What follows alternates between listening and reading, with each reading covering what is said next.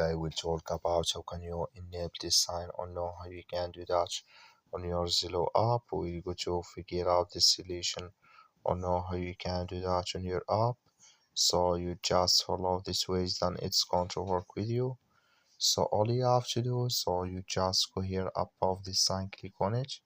When you just click here in this sign, it's going to show for you a list like this. So then all you have to do, just click here on options. When you just click here on options, it's going to take you to next step here. Then all you have to do, so you just click here on push to talk buttons here, just click on it.